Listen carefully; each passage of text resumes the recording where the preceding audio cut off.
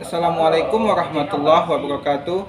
Kami dari kelompok 2 yang beranggotakan saya Indra Yana Putra Desri dengan NIM 21046122. Saya Dini Eka Putri dengan NIM 21046171.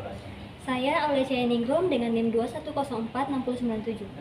Kami dari kelompok 2 akan membahas tentang perekonomian Indonesia pada masa COVID-19.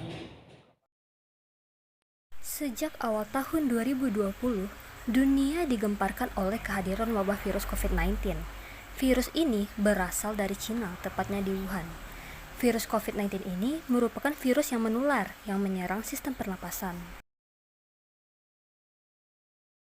Di Indonesia sendiri, virus COVID-19 ini menyebar mulai dari awal Maret pada tahun 2020.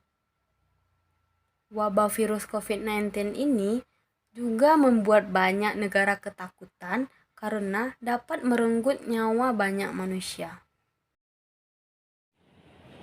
Akibat dari pandemi COVID-19 yang berlangsung beberapa bulan ini menyebabkan melemahnya perekonomian di Indonesia. Aktivitas perekonomian, mulai dari sektor pariwisata sampai perdagangan, terpaksa harus menutup usahanya dan para karyawan dirumahkan. Hal ini sejalan dengan kebijakan pemerintah untuk menerapkan social distancing dan menyebabkan aktivitas di luar rumah terbatas. Berbagai pusat perbelanjaan juga memutuskan untuk menutup sementara operasionalnya, sehingga pendapatan otomatis menurun. Sejumlah hotel di daerah-daerah wisata seperti Bali, Jakarta, dan Yogyakarta juga ditutup. Ternyata, wabah virus corona selain bisa mempengaruhi kesehatan juga bisa mempengaruhi perekonomian suatu negara. Terhitung sejak awal 2020, aktivitas jumlah kunjungan wisatawan menurun. Beberapa negara mulai membatasi aktivitas warganya. Italia, Kanada, Denmark, dan Malaysia sudah menutup akses ke negaranya. Terus bagaimana dengan Indonesia? Di Indonesia sendiri sudah mulai melarang penerbangan dari atau ke Cina. Orang dari Korea Selatan, Iran, Italia sudah dibatasi ke Indonesia. Kantor-kantor membatasi karyawannya berpergian ke luar negeri. Kalau kayak gini, penerbangan pun sepi. Kunjungan turis asing dan domestik juga ikutan anjlok karena mereka lebih memilih untuk stay di rumah aja. Bisnis rental kendaraan, hotel, restoran, dan souvenir di daerah wisata kena dampaknya. Kerugian pariwisata diperkirakan 21 triliun. Untuk sektor manufaktur, sebanyak 74% bahan baku dan barang modal datangnya dari Cina.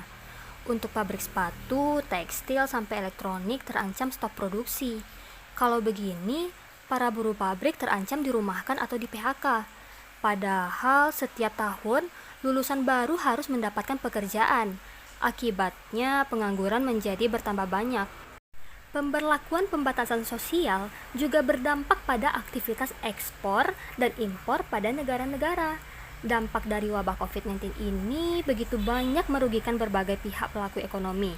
Hal ini menjadi tantangan bagi pemerintah untuk meningkatkan kembali aktivitas roda perekonomian yang sedang melemah, dengan mengeluarkan beberapa kebijakan seperti new normal yang akan diterapkan dan dapat menstabilkan keadaan ekonomi kembali.